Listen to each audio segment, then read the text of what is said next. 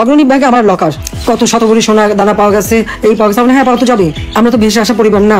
অগ্রণী ব্যাংকের লকারে থাকা 832 ভরি স্বর্ণের কথা স্বীকার করেছেন সাবেক প্রধানমন্ত্রী শেখ হাসিনা। অডিও বার্তায় হাসিনা বলেন, হ্যাঁ, আমি স্বীকার করছি লকারে স্বর্ণ ছিল, গহনা ছিল, কিন্তু সেটা কোনো দুর্নীতির টাকায় কেনা নয়। সেগুলো আমার দাদি, আমার নানি, আমার মা, আমার পরিবারের 3 প্রজন্মের সঞ্চয়। কামালের বিয়ের গহনা, জামানের বউয়ের গহনা, পুতুলের বিয়ের পর তার শ্বশুরবাড়ি থেকে পাওয়া হীরের সেট, সবই ছিল ওখানে।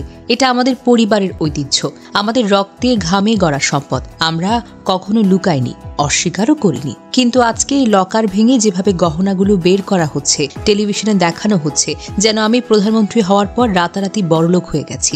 এটা জাতির সামনে আমাকে লুটেরা বানানোর একটি নোংরা ষড়যন্ত্র। আমি চ্যালেঞ্জ দিচ্ছি, 1996 সালের পর থেকে আমি একবারও অগ্রণী ব্যাংকে পা রাখিনি। লকার খোলার কোনো রেকর্ড আছে? কোনো সিসিটিভি ফুটেজ রয়েছে? কোনো সাক্ষী আছে? নেই তো, কারণ আমি খুলিনি।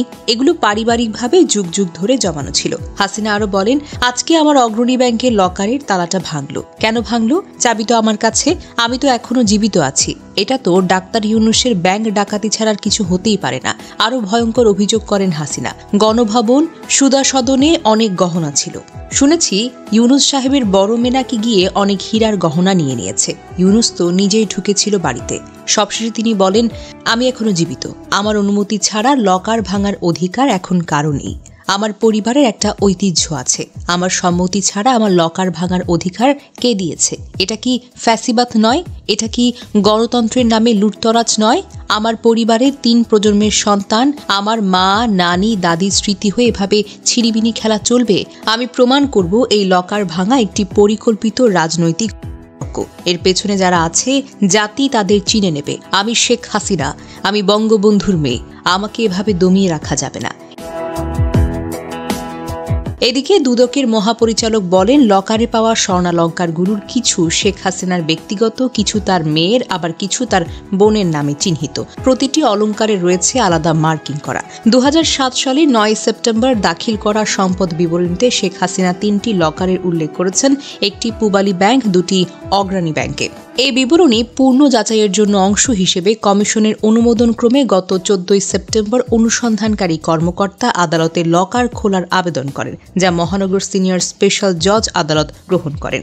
আদালত নির্দেশ দেন, একটি জুডিশিয়াল ম্যাজিস্ট্রেট, অনুসন্ধান তদারকি কর্মকর্তা, বাংলাদেশ ব্যাংকের বুলিয়ান শাখা মনোনীত স্বর্ণ বিশেষজ্ঞ, এনবিআর এর কর গোয়েন্দা ও সিআইসি এর মনোনীত 2 কর্মকর্তা এবং সংশ্লিষ্ট ব্যাংক কর্মকর্তাদের উপস্থিতিতে 3টি লকার খোলার জন্য নির্দেশ অনুযায়ী লকারগুলো খোলা হয়। লকার খোলার পর পাওয়া সব মালামাল ইনভেন্টরি প্রস্তুত করে সংশ্লিষ্ট ব্যাংক ব্যবস্থাপকের জিম্মায় হস্তান্তর করা হয়। দুদকের তথ্য অনুযায়ী পূবালী ব্যাংকের লকারে পাওয়া গেছে একটি খালি ছোট পাটের ব্যাগ।